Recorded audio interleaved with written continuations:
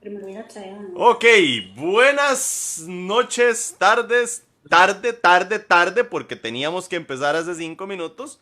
Pero bueno, un pequeño accidente de vino que no llegó a tiempo y atrasamos un poquito. Buenas tardes, bienvenidos a todos. Esta es otro intento, esperemos no fracasar esta vez, de Un Traguito con Fede, una edición podcast live. Hoy tenemos a nada más ni nada menos, y justamente hoy, el día que sucede todo el desmadre del FMI, a Don Eli Feinsack con nosotros. Nos acompaña Sandra Tica y nos acompaña, como siempre, el que le encanta hablar muchísimo, Jonathan Jiménez. Buenas tardes, noches, Sandra. ¿Cómo estás? Pura vida. Muy bien, Fede. Muchísimas gracias por la invitación. Saludos a Don Eli y Jonathan. Y aquí estamos para pasar un rato divertido entre lo serio del asunto. Correcto. Jonathan, vos que sos hablador. Yo, hablador, no, sobre todo, jamás, para nada. Eh, bueno, buenas tardes, noches ya. Un placer estar aquí con ustedes compartiendo. Es un lujo tener hoy a Don Eli con nosotros. Y pues aquí estamos, como siempre lo digo, para darle voz a los tweets y conversar un poquito sobre el acontecer nacional y como dijo Fede, especialmente hoy con todo este desmadre del Fondo Monetario Internacional, vamos a ver cuánto podemos aprender hoy de Don Eli, perdón. Bueno, perfecto. Don Eli, ¿qué se está tomando? Que lo veo como que lo veo buenísimo. De una vez, se lo tomó a pecho el tema del traguito. Bienvenido, Don Eli. Muchas gracias, Fede. No, con la clase de día que fue hoy y los anuncios tan nefastos para Costa Rica que hizo hoy el gobierno, no puede menos que, o sea, no puede uno menos que terminar el día tomándose algo fuerte y en este caso, pues, un Zacapa. Ah, muy Eh, bien, un sacapito. edición negra, Es que no estuvo fuerte el cualquiera. día. El día estuvo fuerte, entonces. Estuvo fuerte el día, la verdad que sí. Un placer estar aquí con ustedes, un placer finalmente conocerles la cara a los tres, a Fede, a Jonathan, a Sandra. Este, con Sandra me une algo, que es que Oswald, su esposo, es amigo mío desde hace 20 y resto de años y no nos conocemos, Sandra. Es culpa de Pero Osvaldo. todo es culpa de Oswald, siempre es culpa Todo. del ¡Qué esposo. barbaridad! Yo voy a Y culpar a Oswald también. No lo conozco, pero le voy a echar los clavos. Tirémosle muerto. Exactamente. Y los está viendo.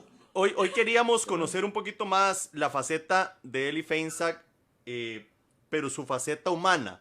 Estábamos comentando fuera de línea un poquito que sí queríamos bajarle los 1500 pies de altura y ponerlo al mismo nivel de nosotros tres y que nos cuente cosas de su día a día a principio y por supuesto obviamente necesitamos de toda su experiencia y su conocimiento para que nos explique por qué ya no me voy a poder ganar la lotería. O sea, no es que me la iba a ganar antes, pero ya no me la puedo ganar del todo.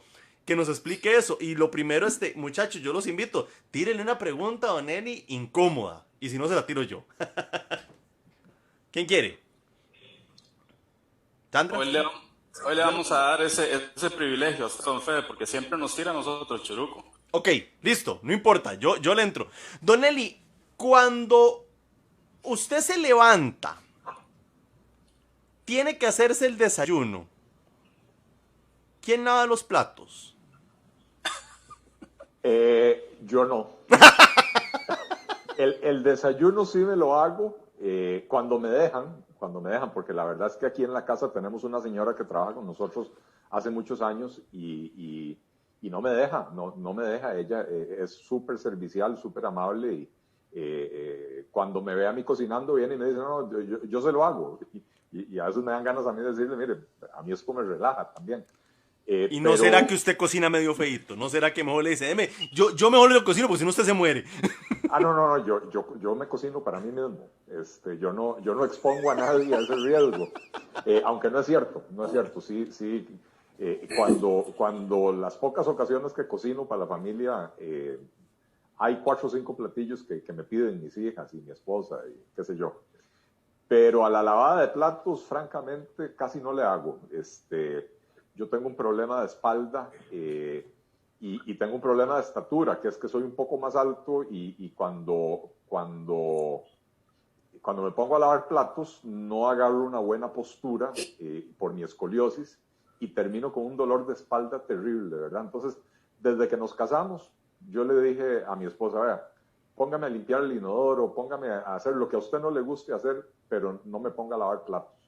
Y hemos tenido ese acuerdo toda la vida, y cuando recién casados, que no teníamos muchacha ni nada por el estilo, el que limpiaba los baños era yo. Ah, buenísimo. No, buenísimo. Compartir las tareas, ¿no? Me parece espectacular.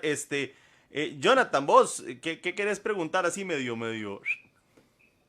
Que no sea de política. Ahorita de política, los primeros 5 minutos no, mientras se nos termina de conectar. Ya tenemos 101 personas conectadas. Entonces ahí vamos, para generar tráfico, vale. ¿Qué manera? Vamos a ver qué le preguntamos a don Eli. Hijo de pucha, Sin miedo. Sin miedo. Ay, hijo de pucha. L. Lo peor que puedo decir es que no conteste, ya está. Ahí sí. Don Eli, estaba leyendo un día de estos el video de su cuenta de Twitter y veía que no come cerdo usted. Pero después hablaba algo, pero después hablaba algo sobre el cantonés, que es que de vez en cuando se come un cantonecito, ¿sí? Vea, mañana en la noche empieza Año Nuevo en el calendario judío, y el Año Nuevo no es un pelón, es un periodo de recogimiento espiritual. Ajá. Entonces, yo no debería hacer hoy la confesión que le voy a hacer, pero ahí no dice que yo no como cerdo. Ahí dice que si yo como cerdo, el problema es mío y no es de nadie. Algo así leí. Así es. Lo embarqué entonces en el momento no muy adecuado. Así es. No soy una persona religiosa, aunque sí tenemos un hogar tradicional, respetamos ciertas tradiciones, las cumplimos. Mañana, Año Nuevo, se reúne la familia, tenemos una cena tradicional. Todos los viernes, ya sea en mi casa, en la de mi mamá, en la de algunos de mis hermanos, hacemos la cena en familia. Lamentablemente en los últimos 5 meses no lo hemos podido hacer, o sea, lo hemos hecho cada uno por su parte, ¿verdad? Pero no soy una persona religiosa, y de hecho lo que yo decía en ese tweet, el tweet fijado que tengo, que lo hice a propósito del matrimonio igualitario, es si mi religión prohíbe el cerdo, el hecho de que se venda no viola mis preceptos. El hecho de que se venda libremente no me obliga a mí a comerme ese cerdo, ¿verdad? Y el paralelismo es el hecho de que haya matrimonio entre personas del mismo sexo, no me obliga a mí a casarme con alguien del mismo sexo. Correcto.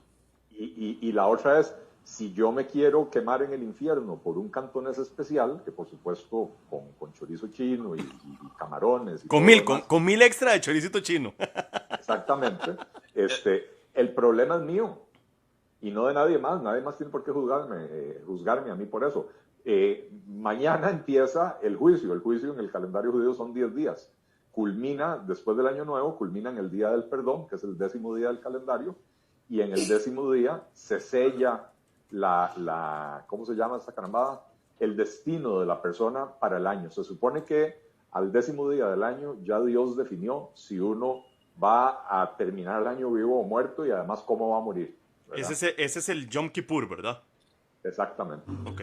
Es el día Interesante. Tengo amigos judíos aquí en Estados Unidos, entonces sí he ido aprendiendo un poquito del asunto. Sandrita, usted no le va a preguntar nada, no lo va a poner así como entre la espada y la pared. Sí, ¿qué tal el hebreo, Eli? El hebreo. Ebrio mejor que hebreo. Al guillo le hago al hebreo. Yo viví 2 años en Israel. Cuando terminé el colegio, me fui para allá, estuve 2 años. Confieso que lo llegué a hablar bastante bien, y que después de 35 años de casi no usarlo, estoy súper herrumbrado. Pero si nos vamos para Israel juntos, de hambre no se muere. Yo sé pedir el taxi, sé pedir el falafel, ¿verdad? Lo que se ocupa para vivir. Elemental. Así es. Don Eli, entrando un poquito en materia, tal vez para la gente que nos está viendo en este momento y los que van a escuchar este podcast, hoy mismo va a salir este podcast. Yo me comprometí hoy a editarlo porque el tema es muy importante. Hoy, ¿quién mejor que Eli Feinstein para explicarnos todo el desmadre del FMI. Y tal vez, don Eli, explíquenoslo con abacos y con un rotofolio para personas, llamémoslo así, de a pie, que no tenemos mucho conocimiento. Digamos, dice que la reducción de la deuda política va a pasar del punto 19 al punto 10, o sea, punto 09. ¿Qué carajo significa eso para nosotros? ¿En qué nos va a afectar? Cuéntenos, don Eli, usted que es la mente maestra en esto. Ok. Tengo que decir que esta propuesta que presentó el gobierno hoy es el ajuste más brutal que haya visto yo en mi vida en este país. Están hablando ellos de un ajuste equivalente a 6 puntos porcentuales del PIB, de los cuales más de 5 son impuestos, ¿verdad? El tema del gasto es un saludo a la bandera. No hay recorte del gasto real. Usemos de ejemplo, Fede, eso que me preguntas de la deuda política. Dicen que van a reducir la deuda política a la mitad. I've got news for you.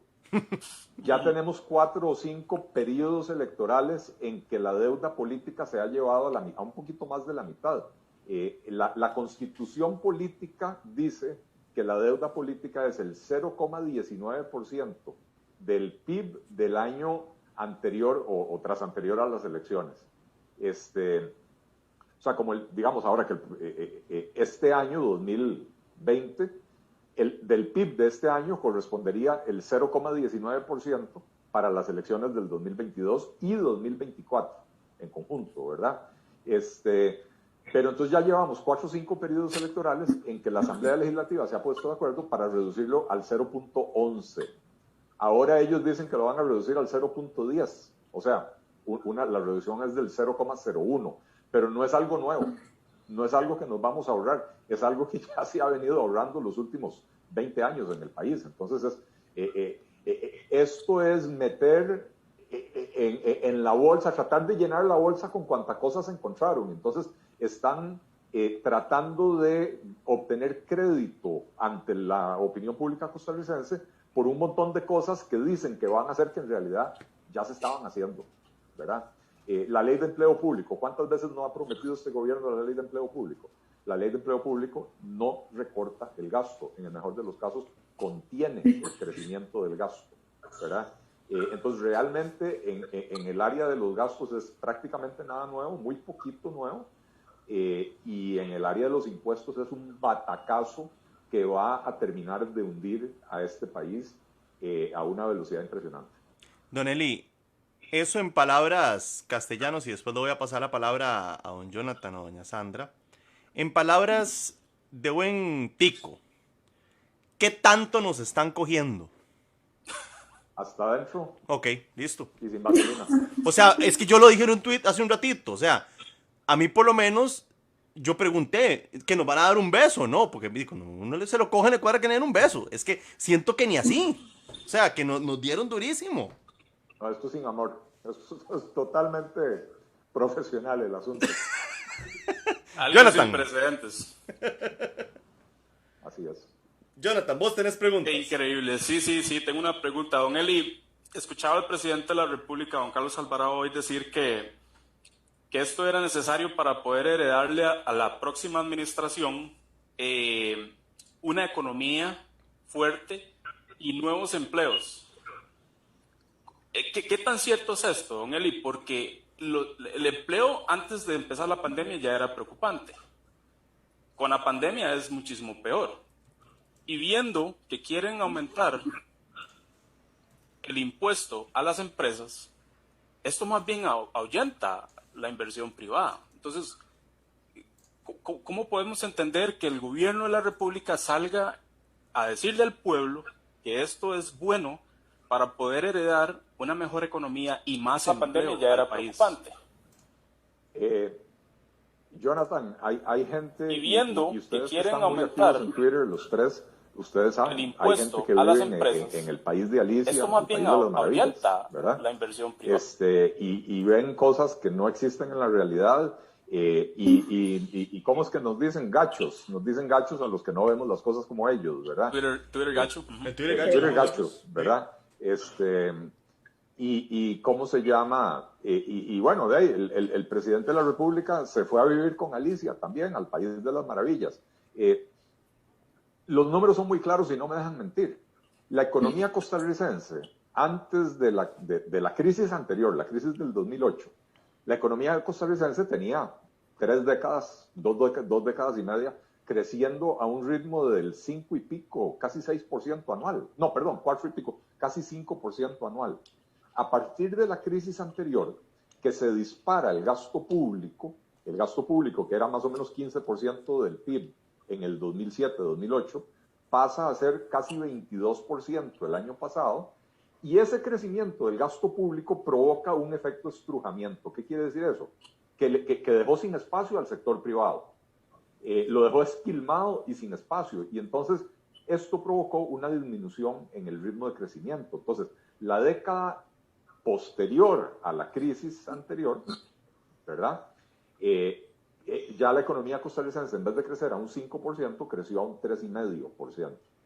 Pero después de la reforma fiscal del 2018, el crecimiento el año pasado no llegó al 2,5%, de hecho creo que fue el 2,1%. Y por eso es que vemos cómo se disparó el desempleo en los últimos 6 trimestres antes de la pandemia. Pero es culpa de la pandemia, ¿verdad? A todos culpa de la pandemia. Ah, sí, esa es la excusa nueva. Culpa de la pandemia. Hoy por hoy todo... ¿No explicar? Pandemia, y siento que el gobierno agarró la pandemia y dijo, mae, esto es lo mejor que nos pudo haber pasado, le tiramos el muerto a la pandemia. Les cayó como anillo al dedo. El nivel de cinismo es impresionante. A ver, porque yo no voy a negar, la pandemia es real. Correcto. La pandemia es absolutamente real. 2, en todo el mundo está causando estragos económicos. Y 3, sí, los problemas económicos de Costa Rica se agravaron por la pandemia. Sí. Pero no tenemos un solo problema nuevo. No tenemos un solo problema nuevo. Lo único que tenemos son problemas que se profundizaron por la pandemia. Y estos problemas, por no haberlos resuelto antes, llegamos a la pandemia en la peor condición posible.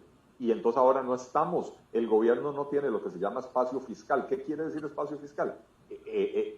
No tiene las reservas para poder agarrar y decir, ok, vamos a crear un programa de ayudas, vamos a rebajar los impuestos para que se reactive la economía y mientras tanto podemos tolerar un déficit un poquito mayor. No, Costa Rica ya no puede tolerar un déficit un poquito mayor, ¿verdad? Como el caso de Alemania.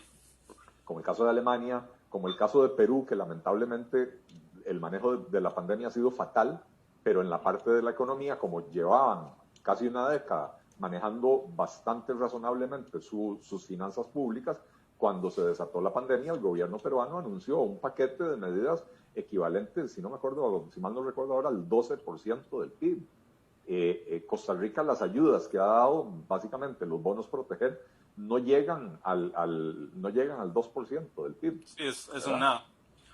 a eso me refiero con que no había espacio fiscal. Entonces lo que el presidente nos tiró hoy fue un cuentazo y es preocupante porque hay muchísima gente que todavía le cree a él. No, Jonathan, lo que nos tiraron hoy no fue un cuentazo, el cuentazo nos lo venían tirando desde hace tiempo, lo que nos tiraron hoy fue el tiro de gracia. El cuentazo viene desde el 2014, me da la impresión, ¿verdad? Cuando empiezan a prometer y tratar de hacer, y siento como que el manejo heroico de las finanzas, decía un señor por ahí. Yo creo que el cuentazo, Fede, empezó desde el 2009.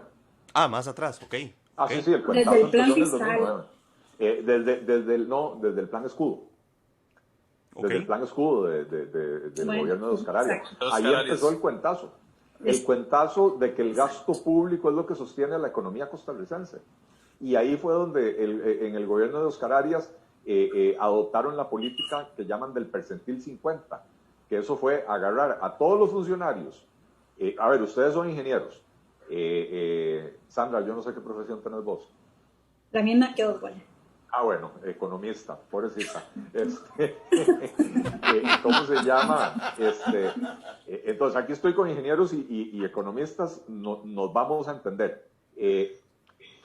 El percentil 50 es básicamente la persona que está, cuando usted ordena a las personas, digamos en este caso, del mayor ingreso al menor ingreso, de cada 100 personas hay una que está en el puesto 50, que es exactamente la que está en la mitad, ¿verdad? En el puro centro de la mitad al medio. Y entonces deciden la política del percentil 50. Quiere decir que lo que quieren es llevar a todos los que estaban por debajo de ese percentil 50 al percentil 50. Cosa que es imposible, porque ustedes sabrán que cuando usted agarra al del percentil 1 y le pone el mismo salario que el del percentil 50, entonces el percentil 50 ahora se va a ir para arriba.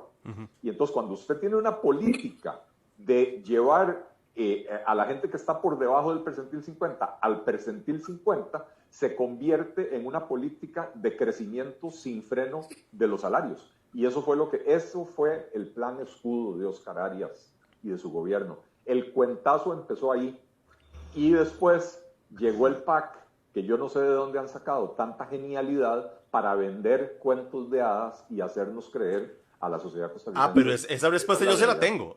O sea, lo dijo Iván Barrantes en el podcast que sale mañana. Él lo dijo, y nos podemos morir de risa, del Comando Lonchera. Es que, digamos, yo soy de la idea, y ya le voy a dar la palabra a Sandra, o sea, yo sí creo que la juventud tiene que meterse en política.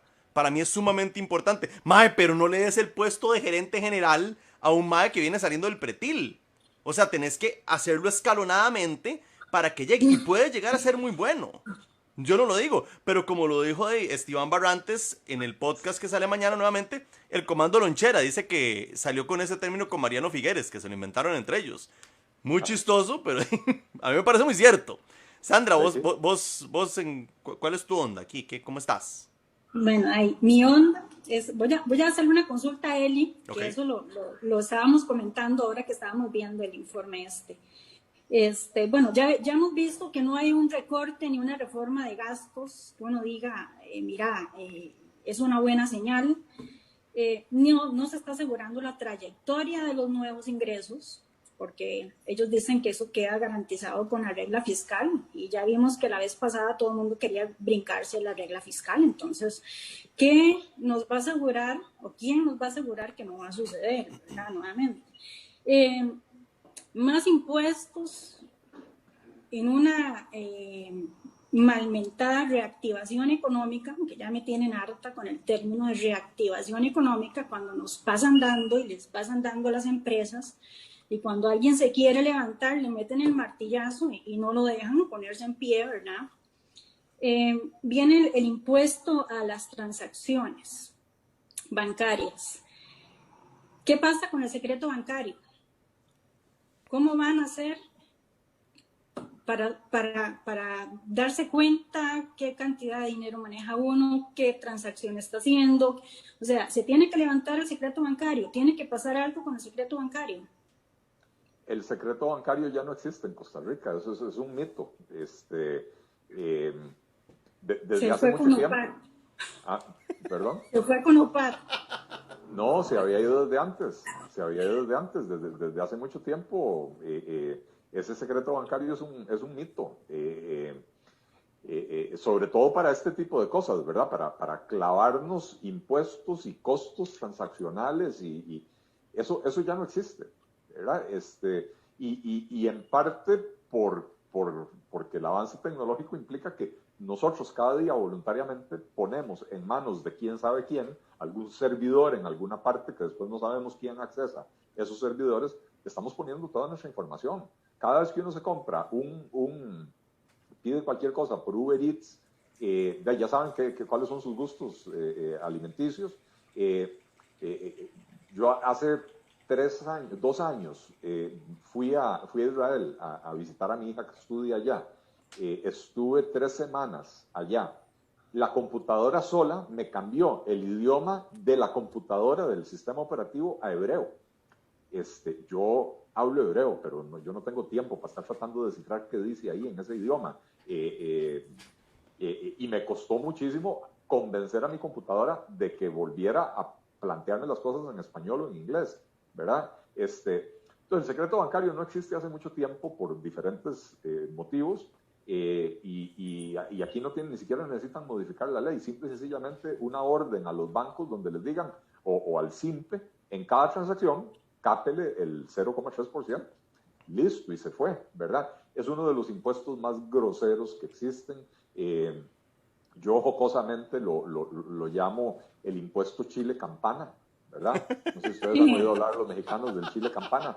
Pica cuando entra y repica cuando sale, porque este es un impuesto. A ver, si usted es un asalariado, o en el caso mío, en el caso de Sandra, en el caso de Oswald, que somos consultores, mis clientes de consultoría jamás me van a pagar billete sobre billete. De hecho, algunos de ellos me hacen firmar compromisos de transparencia, de anticorrupción, etcétera.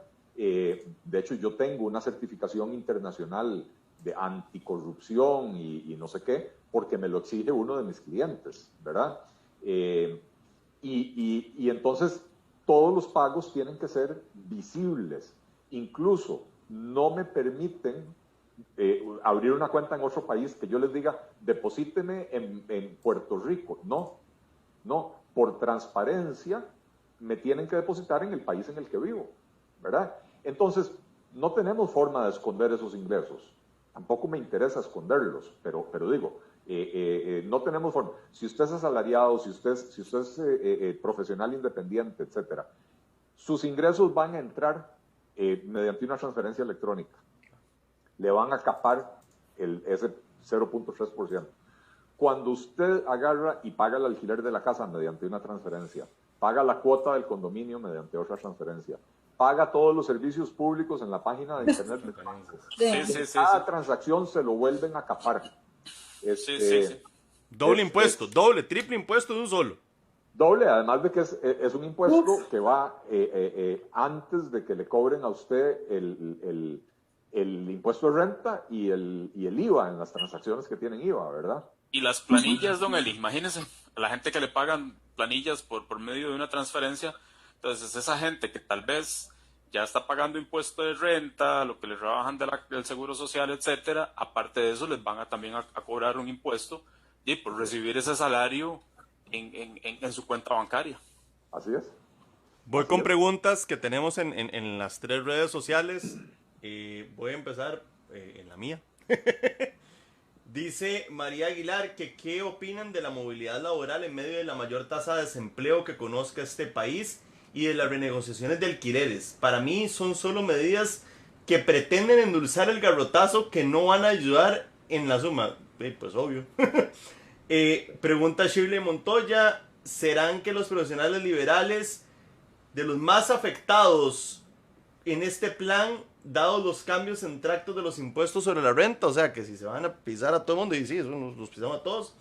Pregunta mi buen amigo Carlos Delgado que si va a haber voluntad política legislativa para aprobar un nuevo paquete.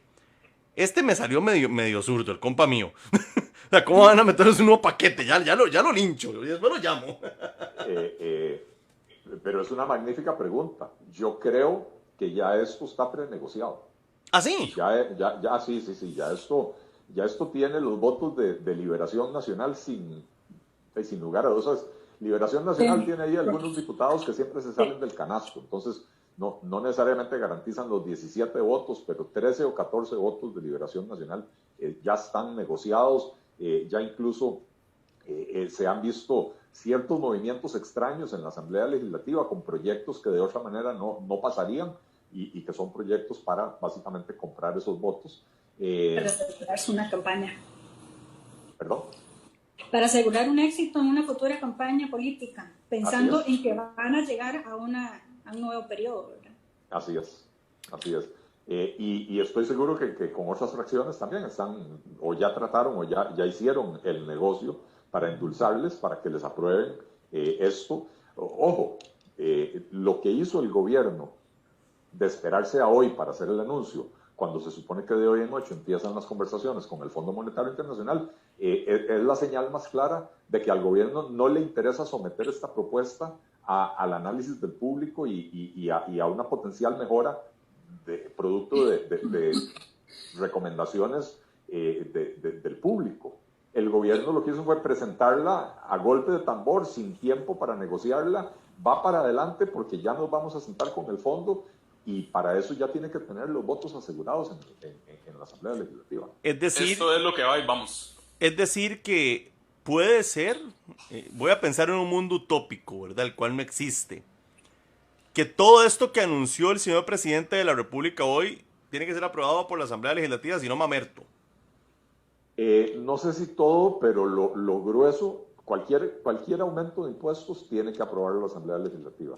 Nosotros La comentábamos, perdón que lo interrumpa, comentábamos en otros días, en otro podcast, que es sumamente interesante como usted ve los diputados, no todos, pero gran cantidad que en redes sociales, no vamos a permitir impuestos, vamos por el pueblo, pero al día siguiente están votando a favor. Es puro pose. Pura pose. No, y se paran a la hora de votar y dicen voy a justificar mi voto y se echan un discurso en contra de los impuestos y al puro final, en los últimos 15 segundos de la intervención de 5 minutos, dicen pero estamos al borde del precipicio y lo patriótico es aprobar esto, aunque no es lo ideal. Sí, que fue lo que pasó con el combo fiscal. Exactamente. Fue lo que pasó con el plan fiscal en el 2018 y estoy seguro que esa va a ser a partir de ahora la estrategia de comunicación del gobierno, es vender el fin del mundo. Estamos a un día del fin del mundo, estamos, ahí ya están. La vez pasada, ¿se acuerdan? Que decían que el lobo ya llegó. Esta vez no es el lobo. Esta vez nos van a decir que ya están los jinetes del apocalipsis ahí a la vuelta de la esquina, que están tomando un traguito en el bar en Tibás, pero ahorita entran al centro Chepe. Esta Ya campaña de empezó la miedo, campaña de miedo. ¿han visto Ya eso? empezó. ¿Han visto? Es una campaña de miedo constante. Sí. Siento Así que, es. y yo no recuerdo, tal vez, o sea, no tengo la suficiente edad para recordar si antes pasaba esto, pero es una campaña de miedo constante. Mae, nos vamos a joder, nos vamos a joder, nos vamos a joder. Hay que hacer esto ya. Ah, no, de huevón. Entonces, siempre estamos en modo emergencia. Siempre estamos en modo de emergencia. Bueno, la verdad es que estamos en modo de emergencia por la absoluta irresponsabilidad con la que hemos manejado las finanzas públicas en los últimos 11 o 12 años. Entonces, claro, estamos en capilla ardiente permanentemente, ¿verdad? Pero esta no es la forma de resolverlo. Es que, a ver, analicemos fríamente. Hoy presentaron, yo confieso que me dormí, veo que Sandra también, por lo que dijo antes de entrar, ¿verdad? Yo me dormí escuchando esa carambada. Una retajila de supuestas reformas, de lo cual el 80% son carambadas que ya están, ya existen, o ya los han propuesto 27 veces también, ¿verdad? Pero ¿qué es lo grueso aquí? Lo grueso es el impuesto a las transacciones financieras, que eso representa la mitad de todo el paquete que están metiendo, 3% del PIB. Es un golpe durísimo. Durísimo. Las sobretasas a los impuestos de renta corporativa personal. Eso La está sobre- mortal. La sobretasa al impuesto al salario. ¿Y qué más? Creo que me está faltando algún... No, es que ahí algún fue donde impuesto. se durmió. Entonces, me parece que me está faltando algún impuesto más, El ¿verdad? de la lotería, tal vez. Sí, lo de la lotería... Es como No, un escopetazo al aire. no sé cuánto se va a traducir eso, pero ciertamente los hogares de ancianos y los El del orfanatos. FODESAF. La reducción del 5% del FODESAF, ojo, que es una cosa que normalmente uno aplaudiría, ¿verdad? Están rebajando las cargas sociales, pero lo hacen en este momento y no pueden desfinanciar a FODESAF, porque no van a dejar a la gente que se quedó ahora sin trabajo y sin comida y sin nada, no los van a dejar en la calle. Entonces, lo tiene que asumir ahora el Estado. Entonces se abre el boquete fiscal, lo cual obliga a subir más los impuestos. Entonces, no es regalado, no nos están regalando esa disminución del 5% de FODESAF. Por eso, otras personas hemos venido proponiendo no lo de FODESAF, hemos venido proponiendo quitar de las cargas sociales otro montón de cosas que no tienen nada que ver con la seguridad social. Para empezar, el paseo millonario que nos hace el Banco Popular. Eso es una estafa a mano armada. Y sin embargo, se acaba de discutir en la Asamblea Legislativa, se iba a eliminar el paseo millonario y finalmente los diputados se apendejaron y decidieron, no, vamos a dejarlo, pero nada más vamos a obligar al Banco Popular a pagar una tasa de interés más alta. ¿Por qué? Cuéntenos, explíquenos qué es el paseo millonario. Bueno, el paseo millonario le llamo yo, los diputados le llaman el paseo, nada más. Yo no sé si ustedes se acuerdan de los paseos millonarios. Sí, claro, Cuando lo secuestraban a uno, lo montaban en un carro y se iban a hacer un paseo por todos los cajeros automáticos hasta que vaciaban las cuentas de uno. Claro. Bueno, A vaciar todo. Claro. sí, resulta que dentro de las cargas sociales se paga creo que es del salario del trabajador un 0,25% y del aporte patronal un 1%, o al revés, no me acuerdo ahora, pero en total es un 1,25%, y esa plata se le entrega al Banco Popular a cuenta de nada, a cuenta de absolutamente nada. Se le entrega al Banco Popular, el Banco Popular jinetea esa plata durante 2 años, le estaba pagando, y después de los 2 años le entrega la plata al fondo de pensiones que uno escogió, de pensiones complementarias. Pero en esos 2 años pagaba un interés como del 2%, mientras que los fondos de pensiones complementarias en promedio tienen un rendimiento del 8%. Entonces básicamente le estaban robando a uno la plata durante esos 2 años. ¿Y a dónde va uno a que le den el beso por esa acogida? No. Nuevamente, eso es profesional. Eso es sin vaselina y sin beso. No.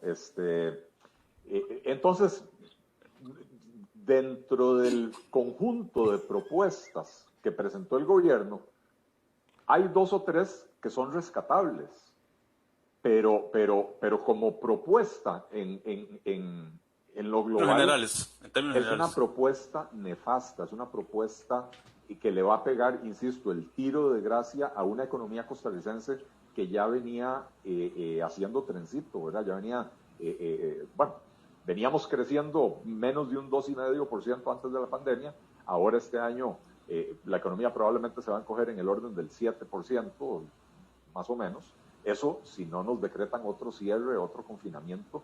Y ojo, a cómo va la cuestión del manejo de la pandemia, a mí no me sorprendería que en octubre, noviembre nos manden para la casa otras 3 semanas, ¿verdad? Lo cual le pegaría otro golpazo a la economía. Entonces, esta subidota de impuestos, que representa prácticamente 5 puntos del PIB, es el tiro de gracia para la economía. Entonces, ya llevamos como media hora en esta pregunta que hizo Jonathan. Jamás van a generar empleo. De aquí al 2022 no van a generar empleo. Van a matar más empresas, van a empujar a más gente a la informalidad. Este impuesto a las transacciones financieras es un impuesto que lo que hace es expulsar a la gente del sistema bancario formal, o sea, desbancariza a la gente. Y además, si usted le suma a eso, el aumento de los impuestos a la renta y a los salarios y a todo lo demás, el incentivo para pasarse a la informalidad es enorme, es enorme. Entonces, ¿cómo se va a generar empleo en este país en estas condiciones? Sí, es un retroceso. Es un retroceso bastante serio. Sandra, iluminanos, llenanos a nosotros con tu sabiduría, con tu paz, y para ver si nos damos a querer nosotros un poquito, exactamente. Dígame. No, y seguile vos el hilo a Eli. Es que no has dicho nada. No, yo pensé que me iba a hacer una pregunta. No, seguile vos el hilo a Eli, porque es que después la gente dice que yo no los dejo hablar, que hablo mucha mierda. No, mira, es que yo estaba viendo la presentación esa y estaba ahí. Lo que hacemos es madrear. La mitad del informe es madreado completamente. Porque hay muchas cosas que uno que más o menos conoce no se las cree, pero hay gente que sí le cree todos los cuentos ahí al señor del Banco Central y toda la cosa. Yo, en lo personal, no le creo en los impuestos temporales. Porque una vez que tengan el ingreso fresco, estoy casi segura que van a disparar el gasto, que es algo histórico. Uh-huh.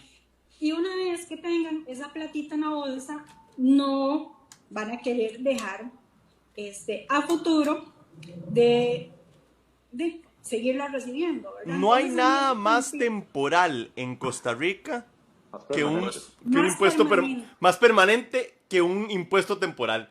Y un puente Bailey. Son las 2 cosas más permanentes. Eso lo dijo hoy el ingeniero Mauricio Batalla en un tweet. Estamos cagados, Don Eli. Estamos cagados. Yo no vivo en Costa Rica. A mí, si usted me pregunta a mí, uno podría decir que debería pelar, pero mi mamá y mi papá están en Costa Rica y me preocupa. O sea, la verdad es que, puta. si vos me preguntás que si estoy cagado, yo me fijo en la mantilla, a ver si me cuitea. No estamos cagados, Fede, se nos cagaron encima. Bueno, exactamente, se nos cagaron encima y qué terrible. Don Eli, hagamos otro set de preguntas, salgámonos un poquitico del despiche del FMI. ¿Qué va a hacer Eli? Ahí por ahí don Mario nos contó algo como un almuerzo, una vara rara que no vamos a, por respeto obviamente no vamos a contar, pero fue como un almuerzo muy bonito que tuvieron ustedes. Y yo en lo personal, yo estoy inscrito ahí en la Carajada de Los Ángeles, en la Embajada de Los Ángeles, en el consulado para poder votar. A mí me gustaría salir de esta vara. Yo siento que el PAC llegó a romper el bipartidismo, según ellos, pero, o sea, es como cuando usted llega a romper el bipartidismo, pero, o sea, como con un saco de mierda. Quedó peor la cosa. Yo sí necesito como esa vara, mae, como esa vara de decir, ok,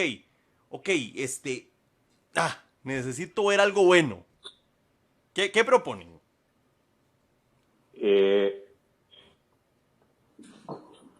Permítame. Salud. Yo creo que tal vez mientras don Eli se pega el cuerazo, como decimos, el riflazo. El riflazo. A mí me gusta mucho algo que he aprendido durante los años de los gringos, que es enfocarse en la solución y no tanto en el problema. Hemos conversado, sí, claro, el problema, hemos conversado todo lo malo que tiene esta propuesta, pero sí, también me gustaría escuchar de don Eli, ¿cómo hacemos para resolver esto, don Eli? O sea, hay que hacer algo. A mí la gente me dice, Jonathan, es que usted con berrear desde redes sociales no hace nada. Y precisamente hoy me puse a buscar, don Eli, y en octubre 22 del 2017 usted puso en su página de Facebook algo muy parecido, que decía, o sea, que ya no es suficiente berrear en redes sociales. O sea, ¿qué sigue? Bueno, no hay una solución, hay que solucionar un montón de problemas, ¿verdad? Y en efecto, Daisy, yo me metí en este berenjenal de juntarme con un grupo de gente para fundar el Partido Liberal Progresista porque nos cansamos de berrear y que no tuviera efecto.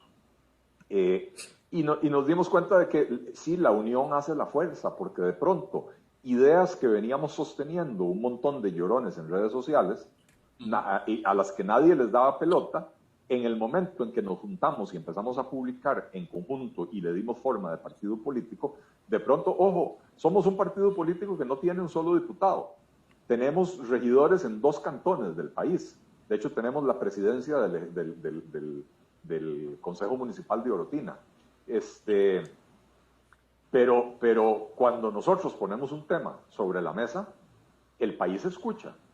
El tema de las pensiones, hace 2 años y medio, 3 años, yo lo puse sobre la palestra en un artículo en La Nación que se tituló La estafa de las pensiones, y yo sé que hay otra gente que había hablado de que las pensiones están organizadas como un esquema Ponzi, pero no se atrevían a hacerlo con la fortaleza y con la crudeza con la que yo lo hice.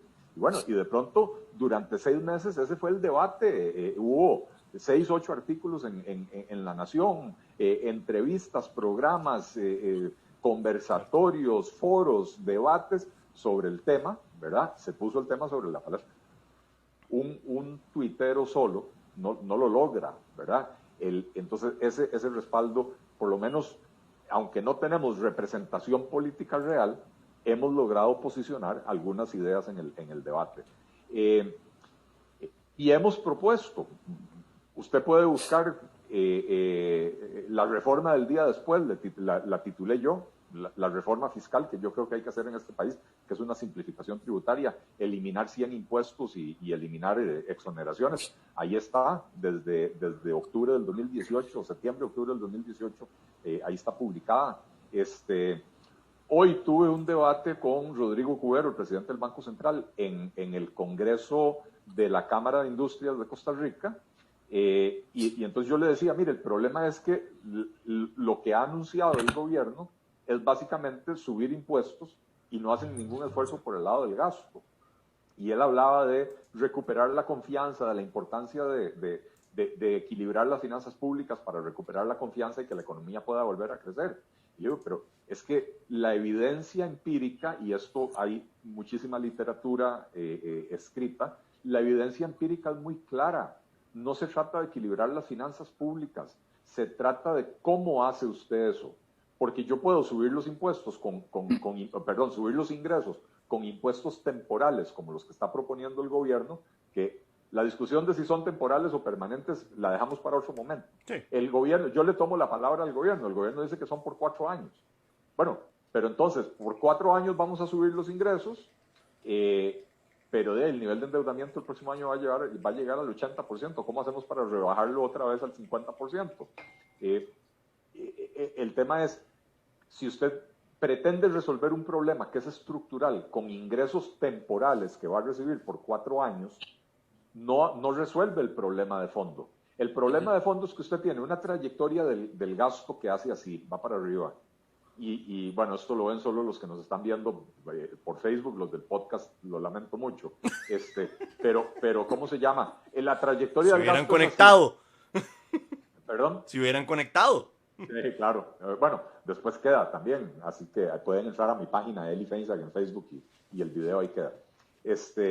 La trayectoria del gasto hace así, y la trayectoria de los ingresos hace así, y entonces se van separando. Esto es el déficit fiscal, esta diferencia aquí es el déficit fiscal. Y entonces usted aumenta los ingresos temporalmente, se acerca al gasto, pero dentro de 4 años los ingresos vuelven a ser así. Sí, nos vuelven a meter el mismo cuento. Y otra vez, y estamos en un loop, estamos ahí dando vuelta y vuelta y nos vuelven a meter el mismo cuento. Y entonces no resuelve nada. Y entonces, decía yo, la literatura económica ha demostrado que las reformas, los ajustes fiscales que se basan un mínimo de 2/3 partes en el recorte del gasto, generan un crecimiento económico mayor en el mediano plazo. Las reformas fiscales que se basan en subir los impuestos generan una contracción o una recesión más profunda, porque la gente dice, si solo suben los ingresos y no se controla el gasto, probablemente dentro de unos años me tienen que volver a subir los impuestos. Y ese es el elemento generador de desconfianza. Entonces, para que no me acusen de que solo critico y no hago propuestas, le hice 3 propuestas al presidente del Banco Central. Dije, vea, 3 reformas que son políticamente poco dolorosas, no implican despidos masivos. Sí implican que algunas personas pierdan el empleo, pero no implican despidos masivos.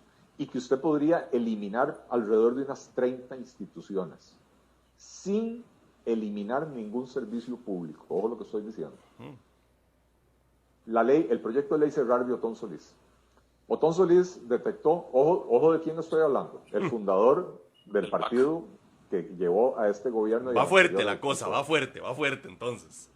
Otón Solís detectó que en el sector social hay 23 instituciones que administran más de 40 programas.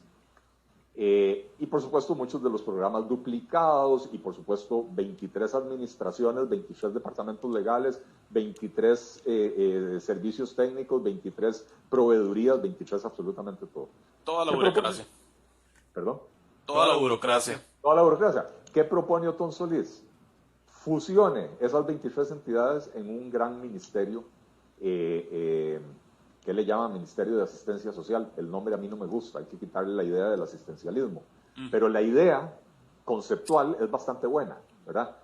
Elimina 23 instituciones, las fusiona en un solo ministerio, se ahorró 22 estructuras administrativas. Lo mismo yo he sugerido hacer, pero en el sector productivo.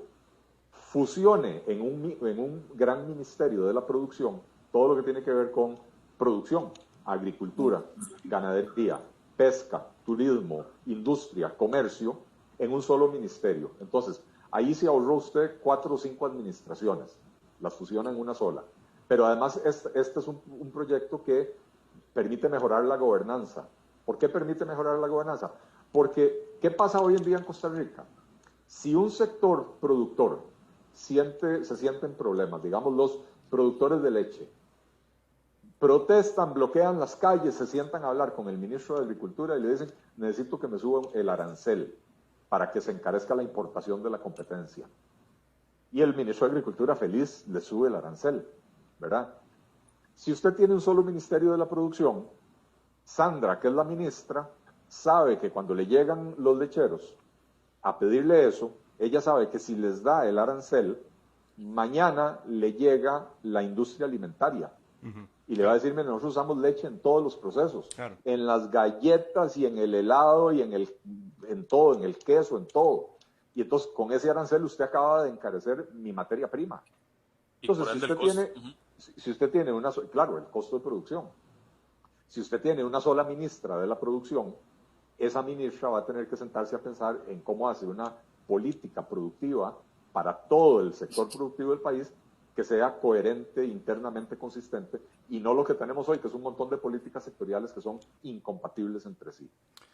Y una tercera, vean, yo no entiendo qué es esa vagancia que tenemos en este país de tener Ministerio de Hacienda, Ministerio de Planificación y Ministerio de Economía. No sean jetas. Cierto. Secretaría de Finanzas.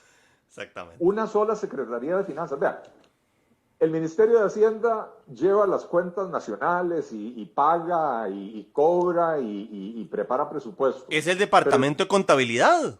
Es el departamento de contabilidad y de cobranza. Correcto. El Ministerio de Planificación, ¿qué hace? Estudios económicos. Y esos estudios dicen que hay que reajustar ciertos sectores, que hay que fusionar entidades, esto y lo otro, pero eso nunca le llegó a Hacienda, y a la hora de formular el presupuesto no se toma en cuenta esos criterios en el Ministerio de Hacienda.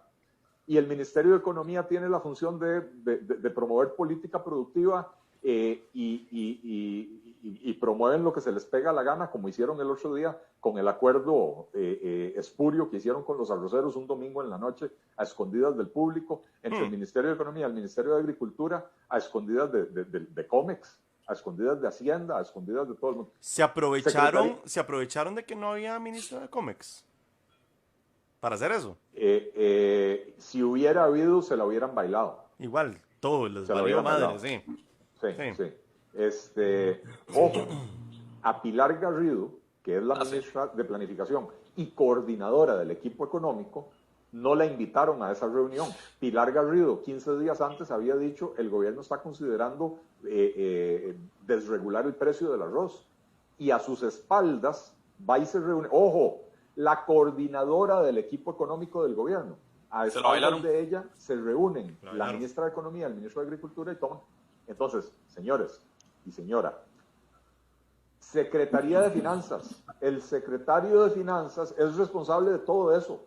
Usted siempre va a tener el departamento que le hace los estudios, y usted siempre va a tener el departamento de política pública, y usted siempre va a tener la tesorería nacional y todo lo que necesita tener, la contabilidad nacional y todo.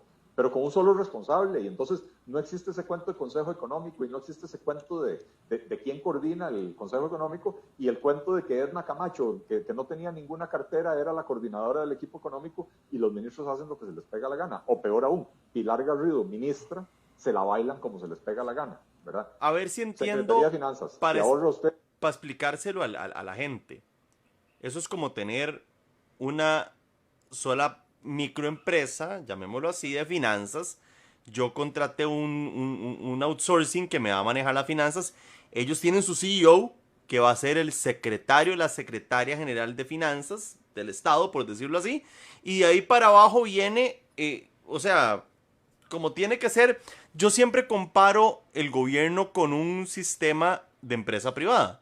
Para mí el presidente, don Carlos Alvarado, es el CEO. Porque es lo que es. A final de cuentas, no, o sea, no te rías tanto. Es que si vos te... es que no se puede. Una pregunta, Fede. Si fuera tu empresa, ¿lo hubieras puesto el CEO? Ah, no, jamás. O sea... Creo que hubo una campaña política que decía, usted me contrataría a mí. ¿Quién fue el que había hecho eso? Contráteme, Johnny Araya. Connie Araya, sí, correcto. Y renunció. Sí. Y renunció. No, o sea, yo lo veo desde ese punto. Pues yo siempre he estado en la empresa privada, nunca he estado en el sector público. Puntos suspensivos. y puntos suspensivos, porque viera Don Eli que en el Facebook suyo me acaban de caer a mí a riflazos porque dicen que soy muy mal hablado. Perdón, no soy de aquí. Sorry, o sea, va a pasar. Yo lo siento. Seguro después me llama mi mamá regañando. No, yo vi que mi mamá se conectó y se desconectó. Seguro termina la vara y me dice, ay, papito, pero ¿cómo se lo...? Bueno, no importa, mi mamá, tranquila. Yo siempre me he imaginado esta vara como que para que funcione bien. ¿Y por qué digo para que funcione bien? Porque las empresas que yo he trabajado funcionan bien. Por dicha he trabajado en empresas muy grandes, pero el CEO es la cara bonita. Tiene su CFO, su COO y tiene su equipo operativo, por decirlo así, que toma las decisiones estratégicas y él nada más sale a la prensa y decir, todo bien muchachos. Siento que debería ser como una estructura así. Es eso que usted propone, la Secretaría de General de Finanzas, como lo queramos llamar. Siento que podría funcionar así. Y viera que yo siento que eso funcionaría de maravilla. No sé por qué. Hay demasiado cacique, pero demasiado cacique. Por eso empecé diciendo, son 3 reformas que eliminan aproximadamente 30 instituciones, ¿verdad? Solo en el sector social se nos van 22, en el sector productivo se nos van 4 o 5 y probablemente más, y en el sector de las finanzas públicas se nos van 2, ¿verdad? Y ¿cómo se llama? Y digo que políticamente no es tan dolorosa. A ver, nadie se tira a la calle a defender al Ministerio de Hacienda como si se tiran a la calle a defender al ICE, ¿verdad? Pero además no es necesario hacer despidos masivos de personas. Yo estoy clarísimo de que, por ejemplo, un Ministerio de la Producción, usted va a tener que tener las mismas, no sé si las mismas, porque hay que hacer una revisión de qué sirve y qué no sirve, pero las áreas sustantivas del Ministerio de Agricultura van a tener que estar ahí. Las áreas sustantivas del Instituto de Turismo van a tener que estar ahí, porque usted no puede pretender que un técnico agropecuario o un experto en extensión agropecuaria le vaya a atender a las necesidades de un hotelero, ¿verdad? Entonces usted va a tener que tener especialistas en cada rama, en cada rama. Entonces, lo sustantivo permanece. Lo que se reduce es la burocracia de arriba.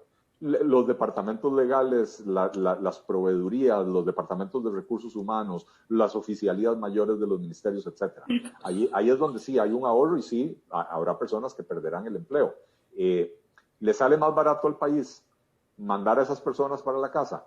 Ahora que están hablando de movilidad voluntaria, ¿verdad? Mandarlos para la casa y decirles, mire, yo le voy a pagar a usted el salario por los próximos 2 años para que pase la crisis y usted pueda encontrar otro trabajo y mientras tanto se me va para la casa, pero vamos a generar estas 3 reformas que yo estoy proponiendo, que no son, o sea, no son solo por ahorrar el dinero, sino que son para mejorar la gobernanza, eliminar duplicidades. Es que cuando la gente del PAC habla de, sí, hay que eliminar las duplicidades, pero no cierran las instituciones duplicadas. Pero no solo la gente del PAC. Vean, hay un ejemplo histórico aquí en Costa Rica. Jonathan, usted que tiene cara de ser el más carajillo aquí del grupo, ¿usted ha oído hablar del Ministerio de Gobernación? No. ¿Existe? No. Yo que soy un poquito más viejillo, resulta que hasta los años 90 en Costa Rica existía un Ministerio de Seguridad y un Ministerio de Gobernación y Policía. Como que si tuviéramos un ejército, ¿verdad? Entonces la policía estaba en el Ministerio de Gobernación para decir que era civil y la seguridad nacional estaba en manos del Ministerio de Seguridad con otro cuerpo de policía. ¿Era la época de la Guardia Rural? No, eso es todavía antes. Okay. La Guardia Rural es cuando yo era carajillo. Okay. Y que había Guardia Rural y Guardia Civil y sí. No sé qué. Sí, cuando yo era carajillo, o sea, carajillo me refiero 6, 8, 10 años, me acuerdo de los guardias rurales. No, estoy hablando de los años 90, por ahí, ¿verdad? Se toma la decisión de fusionar todos los cuerpos de policía, excepto la de tránsito, de fusionar los cuerpos de policía en uno solo. Maravilloso, hasta ahí vamos muy bien. Se toma la decisión de que ya no se necesita tener 2 ministerios, se le trasladan las responsabilidades al ministro de Seguridad. Y entonces, a partir de ese momento, deja de haber ministro de Gobernación. Ahora hay un ministro de Seguridad que es responsable del área de Seguridad y Gobernación. Vaya, fíjese en el presupuesto nacional. El Ministerio de Gobernación sigue existiendo. Nunca se eliminó. Entonces, lo que no hay es ministro de Gobernación. Pero el Ministerio de Gobernación, que ya no tiene cuerpos de policía, sigue existiendo. Y entonces tiene una línea presupuestaria. Entonces, cuando usted analiza el gasto en seguridad de Costa Rica, si no le suma los 30 y pico mil millones de colones que se lleva el Ministerio de Gobernación, no está viendo el panorama completo. Yo esto no lo sabía hasta hace como 3 o 4 semanas que me senté a conversar con un muchacho que ha hecho estos estudios y me lo decía. Y dice, no le puedo creer. Si desde que Luis Fishman fue ministro de Seguridad en el gobierno de Calderón, más o menos desde ahí fue que se empezó a eliminar el supuesto Ministerio de Gobernación. Ahí está todavía. Todavía existe el Ministerio de Gobernación con asignación presupuestaria propia. ¿Y qué pasa con esa plata? Traen vacilados entonces. Ay, ¿qué pasa con esa plata? La burocracia sigue existiendo. Si usted me dice a mí, don Eli, vea, si usted me dice a mí que hay una secretaria actualmente trabajando del ministro de Gobernación, me manda un mechazo porque no se puede. Bueno, no podría decir si existe o no existe, pero ciertamente hay personal del Ministerio de Gobernación y probablemente ese personal, su ficha de personal la maneja el Departamento de Personal del Ministerio de Gobernación en vez del Departamento de Personal del Ministerio de Seguridad. Entonces, me mando el mechazo, me lo mando. Sí. Esa es la realidad que tenemos aquí en Costa Rica. O sea, nos enamoramos con la existencia de instituciones y de programas y de departamentos y de ministerios, y cuando nos damos cuenta que no sirven para nada, no nos atrevemos a cerrarlos, los dejamos ahí vegetando. Ahí está el Ministerio de Gobernación. ¿Cuándo lo cerrarán? El día que se muera el último funcionario. O sea, el día que el último funcionario llegue a los 104 años de edad, ¿verdad? Y ojalá sea alguien de Nicoya, de la zona azul, ¿verdad? Y cuando se muera, se cerrará ese ministerio, y mientras tanto ahí sigue existiendo. Don Eli, a mí me gustaría involucrar un poquito más a Sandra, porque yo la veo tan calladita, que no dice nada, no se mete. Es que ustedes son mis maestros. Oiga. Yo soy como una esponja. Sandra, no se haga, usted es mi maestra en Twitter, usted fue la que me enseñó a usar Twitter. Entonces tiene... mira vos. Puta, casualmente un día de estos estuve a batalla con Lía aquí en el podcast, con Mariné Solís, y justamente nos contaba Batalla que fue Lía la que lo metió a él. Entonces, Sandra, vos fuiste el que introduciste a Don Eli a Twitter. Yo me metí solito, pero estaba pegando contra todas las paredes y Sandra me agarró y primero me vaciló todito, me metió en el Twitter asilo, ¿verdad? Y me empezó a cochear y me dijo, mire, no haga tales cosas y haga tales otras, y me enseñó etiqueta de Twitter y toda la caramba. Sí, porque eso es como una etiqueta. Sandra, vos... Dígame. Bueno, voy a pasar un tema muy rápido porque se nos está acabando el tiempo. A nosotros no, Don Eli puede seguir hablando todo lo que quiera porque, puta, qué conversación más enriquecedora hemos tenido. Dije puta, perdona a los seguidores si no les gusta, y pues qué pena. A todos nos han atacado la famosa batalla de troles, que llamamos, que tiene alguna entidad, un troll center que nos atacan. Sandra, ¿te han atacado últimamente a vos? Sí, claro. ¿Cuál fue tu último ataque? Hace como 15 a 22 días. Me empiezan a seguir cuentas. Esas cuentas venían de Cuba, ¿verdad? Y empiezan a darle fab a tweets de hace 2, 3 años. Y en un día llegué a contar 40 cuentas de estas raras, todas desde Cuba. Y como a los 4 días ya estaba con alerta de suspensión de la cuenta. Ok. Don Eli, a usted me imagino que le dan, pero que da un gusto, ¿ah? ¿Cuál fue de los ataques de los que usted ha recibido el que usted diga, puta madre, se pasaron, ¿en serio? Nada, todo nos vale madre. No les voy a dar el gusto de mencionarlos. Hay unas cuentas ahí que se dedican a hacer ataques muy rastreros. Uh-huh. Y con referencias antisemitas, uh-huh. Con incluso gente que se burla de mi salud, porque yo tuve un cáncer hace 3 años. Qué cerdos más, hijo de puta, man. Pero los ignoro, no les doy pelota. El día de ayer, a Jonathan, los que no lo conocen, Jonathan es el que maneja Soy Costarricense, por eso tiene ese logo bonito atrás. Le atacaron la cuenta y ahorita Jonathan está sin cuenta, estamos tratando de recuperarla. Puta, yo siento que la democracia tiene que ser, te puedo decir, puedes aceptar y tenemos que tener eso. Yo siento, y una vez más a nivel personal, que no voy a decir nombres porque mis abogados me llamaron la atención y me dijeron, mira, te van a querellar, huevón, te van a querellar. Que hay un grupo por allá, por allá por San José, ¿verdad? Por las paradas de buses de San Pedro, que contrata ciertos grupos para escarbarle literalmente mierda a uno y exponerlo. Lo cual nos baja el nivel de la conversación. Tonelli Feinsack ha tenido una conversación con nosotros que para mí, hasta el día de hoy de este proyecto personal que se llama Un Traguito con Fede, que he contado con la colaboración de Mauricio Batalla, de Paula Solís, de ahora de Sandra que está con nosotros, de Jonathan que se está metiendo, y toda la gente que nos ha estado ayudando.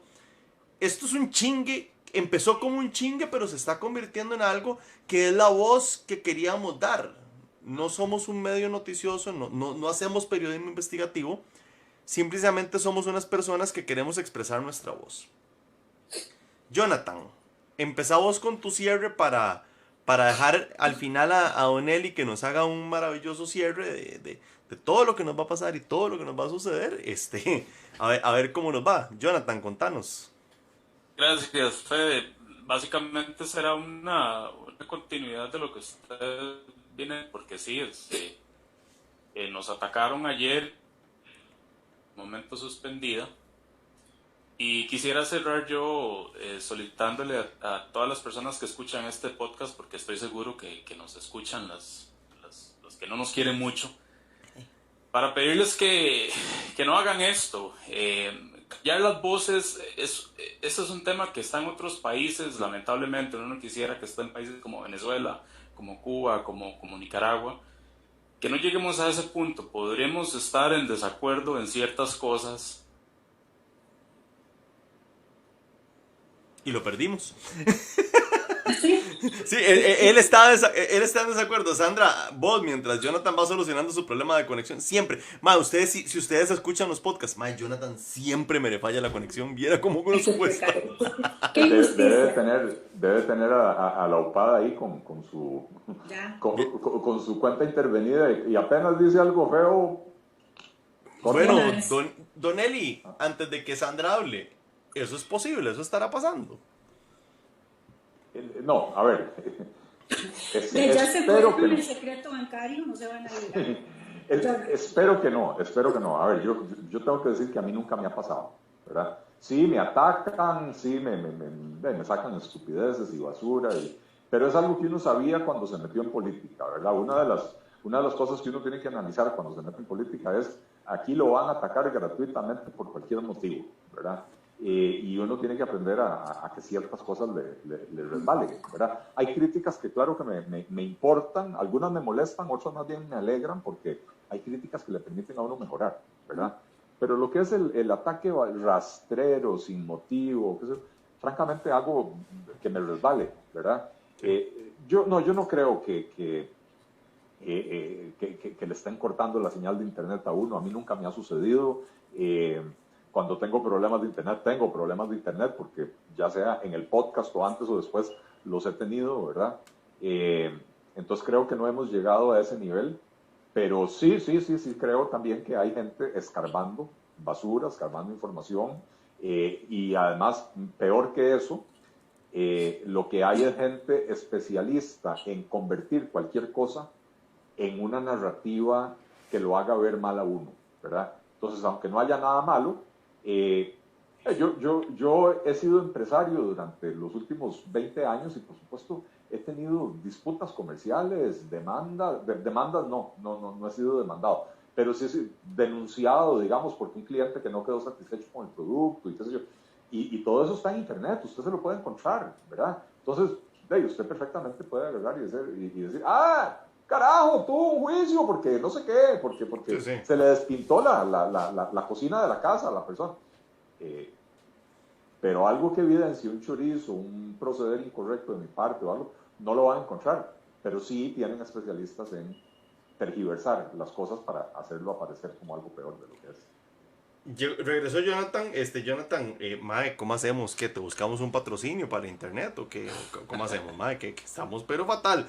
Estábamos con tu cierre, seguíamos con el de Sandra, cierro yo y termina Donelli.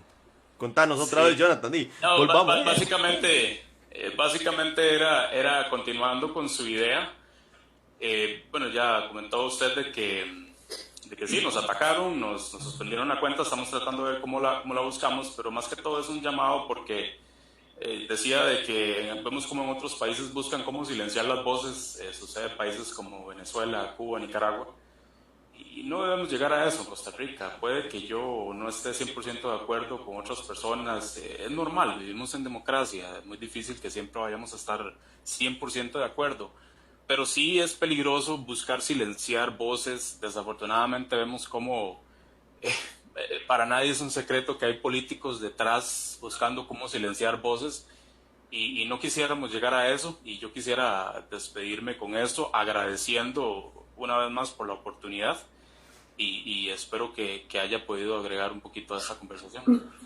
Sandrita, vos, que has sido la más silenciosa de todo esto, nada más te pido por favor que el resto de la semana no me tires que no te deje hablar. Tengo experiencia en eso. Eso pasa cuando se está iniciando un programa y se quiere quemar fiebre y todo eso. Yo entiendo. Ay, qué cansado. Yo lo comprendo. Ya lo basurearon, ¿veo? De una vez.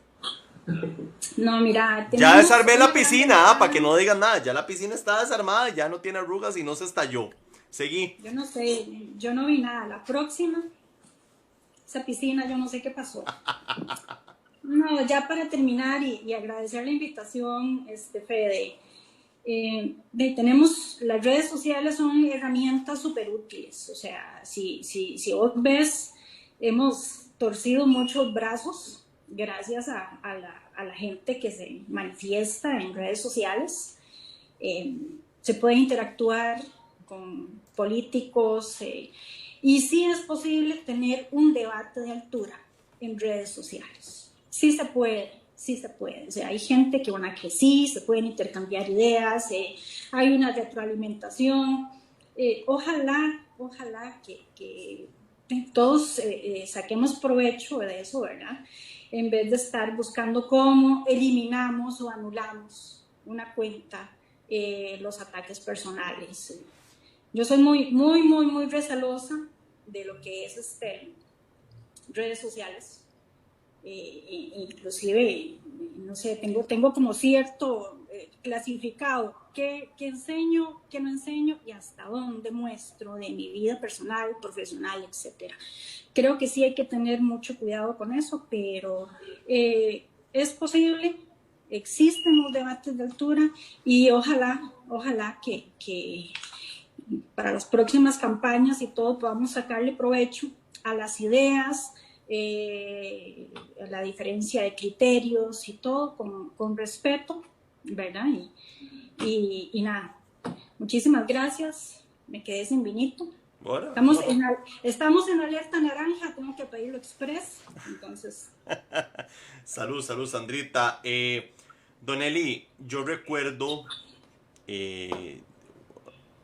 Domingo Argüello no es que es íntimo mío, pero hemos hecho una amistad muy agradable con Domingo Argüello. Usted estuvo Y cuando usted estuvo, pues como que evadimos un poquito el tema de la presidencia, usted dijo que tal vez tiene que consultarlo con su esposa y el tema de aquí y allá. Después nos cayó a nosotros en este programa, don Mario, y don Mario, para mí don Mario usted lo agarró y lo tiró al agua. Don Eli, si quiere contesta, si no quiere no contesta. ¿Hay intenciones por parte de Eli Feinsack de poder hacer un cambio en el 2022? Todavía no estamos seguros, estamos formando algo, todavía no tenemos información, no podemos compartirla. Cuéntenos, don Eli, para cerrar. Aprovechando estos últimos comentarios que estaban haciendo ustedes acerca del nivel del debate en las redes sociales. Cualquier cosa que yo diga va a ser utilizada en mi contra, pero no me importa.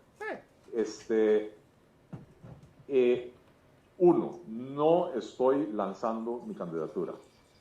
Dos, sí me interesa aspirar, ¿verdad? Para todo hay un momento. Este no es el momento de ponerme a lanzar la candidatura, pero ya lo he dicho abiertamente, me interesa aspirar a la presidencia de la República. Tres, estoy convencido de que la oposición fraccionada no va a lograr nada. Y entonces yo soy un convencido de la necesidad de hacer una coalición. Pero esa coalición se tiene que hacer en torno a principios, a una agenda de propuestas que serían las que llevaríamos adelante en caso de llegar al poder. Y esa coalición tiene que ser lo suficientemente amplia para que sea atractiva para un sector amplio del electorado, pero lo suficientemente restringida que no cualquier jetas con cualquier idea, simplemente porque se opone al PAC, entre a la coalición. Si a mí me dicen el objetivo de esta coalición es sacar al PAC, yo no estoy ahí. Si a mí me dicen el objetivo de esta coalición es gobernar para hacer un gobierno más pequeño, para simplificar los trámites, para recortar el gasto público, para poder rebajar los impuestos, para eliminar los privilegios del sector privado y eliminar los privilegios del sector público, maravilloso. Mis orejas son del tamaño de las de Dumbo. Estoy dispuesto a escuchar, veamos a ver cómo lo hacemos. Y si esos son los principios de la coalición, me parece, ahí sí, que hoy por hoy el peligro de un tercer gobierno PAC es terrible. O sea, no me refiero a que la probabilidad de un tercer gobierno PAC sea alta. Me refiero a que el país no aguanta 3 periodos consecutivos del PAC.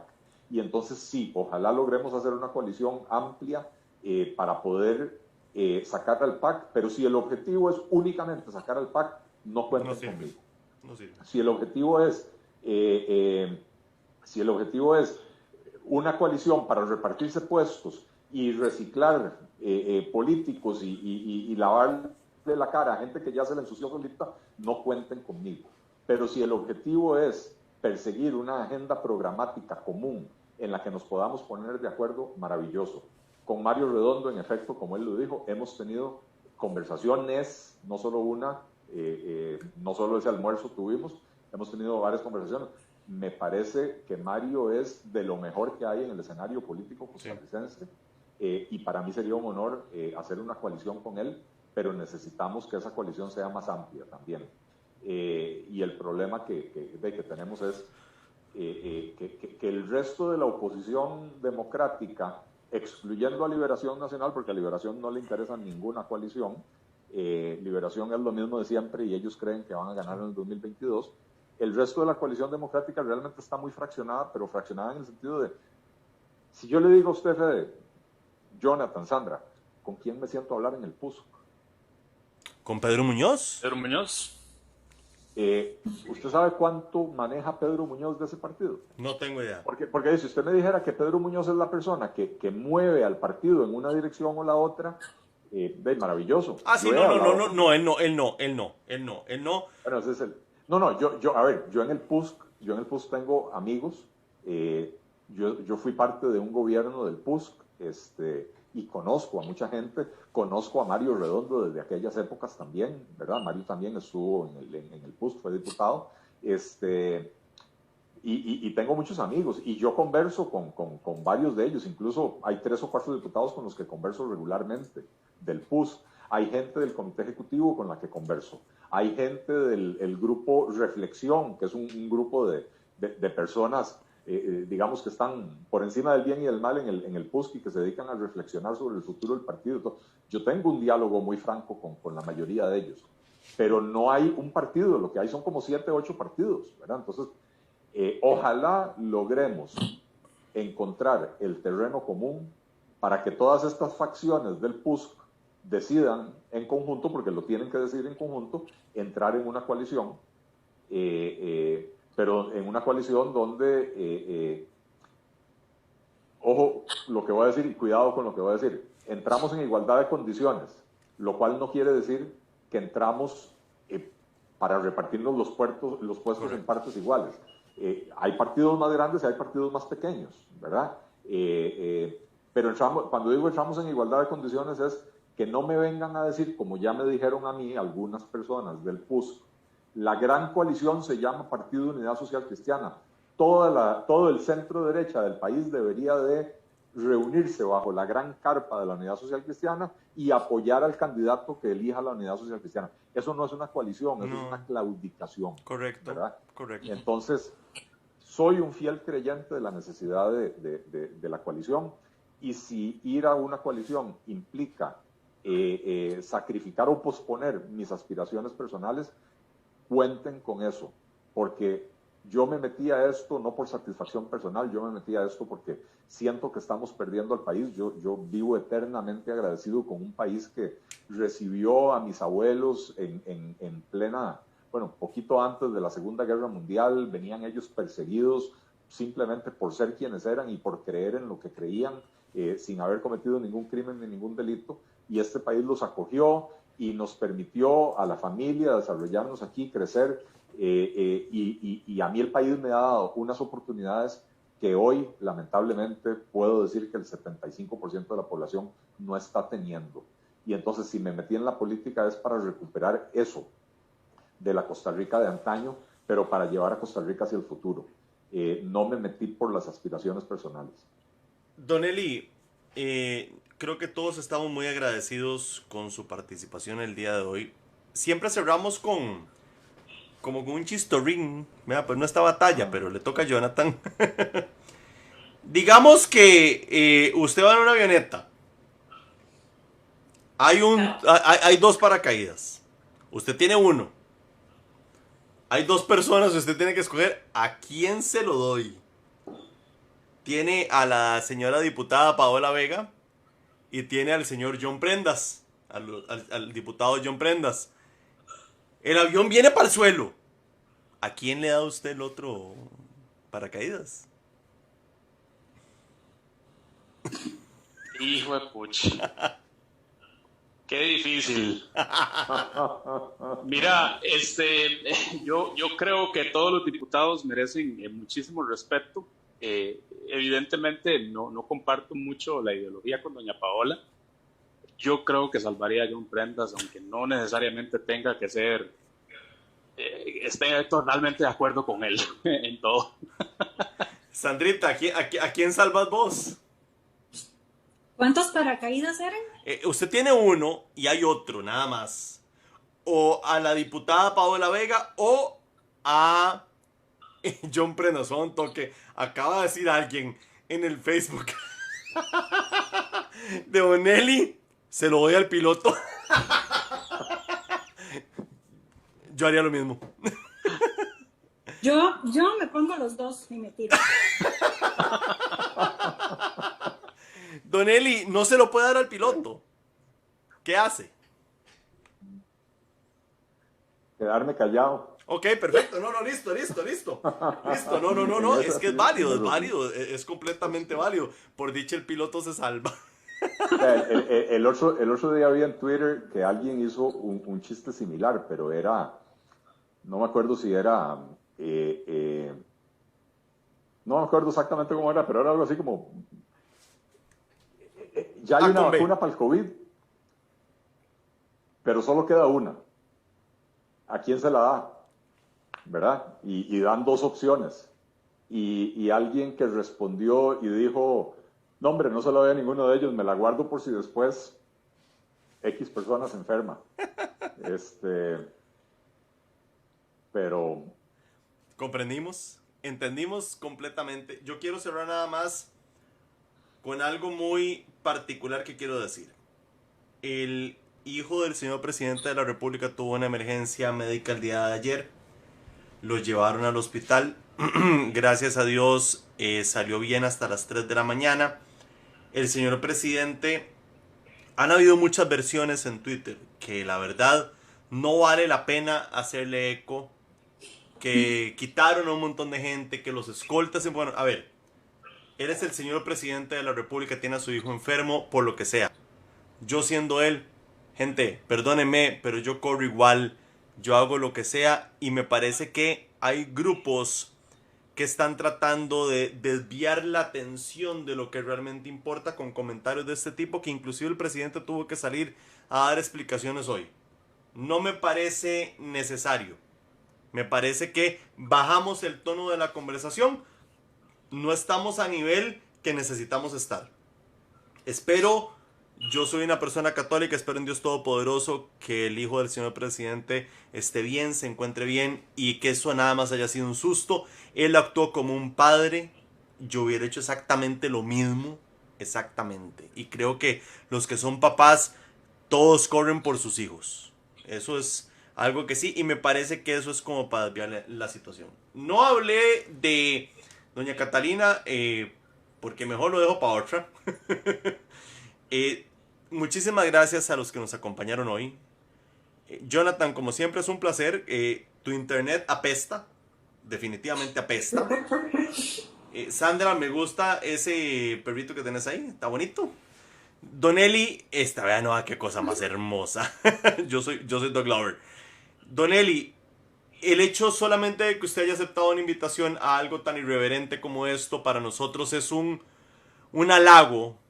Estamos muy contentos. Esta es su casa, siempre las puertas van a quedar abiertas. Lo dejamos a usted que se despida y diga lo que quiera decir, Don Eli, no importa. El Zacapa estaba bueno. Estaba muy bueno.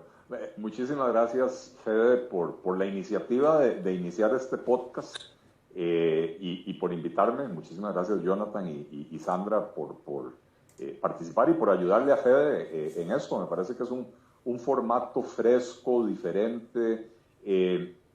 Por motivos laborales y profesionales he tenido las últimas 2 semanas, he estado realmente estresado.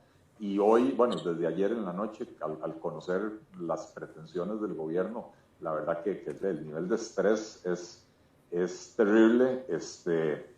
Y me he relajado bastante, la pasé súper bien, pero tocamos temas muy profundos, ¿verdad? Y temas muy importantes. Así que los felicito por la iniciativa y ojalá que sigan adelante y que esto crezca. Les cuento, yo que participo en decenas de programas de radio y qué sé yo, no son muchos los programas de radio que por Facebook Live llegan a tener 190, 200 personas conectadas a la vez. Así que esto es un éxito. Sí. Y por supuesto, igual que en la radio el fuerte no es el Facebook, es la gente que lo está oyendo verdaderamente por la radio. Pero bueno, lo de ustedes es un podcast y estoy seguro que cuando publiquen el podcast mucha más gente lo va a ver. Así que los felicito por eso, les agradezco la oportunidad. Hoy por lo menos me voy a dormir un poco más relajado y no solo por el Zacapa, sino por esta conversación tan agradable, pero a la vez tan profunda. Muchísimas gracias a todos. Muchísimas gracias, Don Eli Feinsack. Este podcast va a estar disponible en 2-3 horas en las plataformas de Anchor, en las plataformas de Spotify, Apple Podcasts, Google Podcasts. Vamos a estar disponibles. Gracias, muchachos, por haber estado con nosotros. Esto fue Un Traguito con Fede.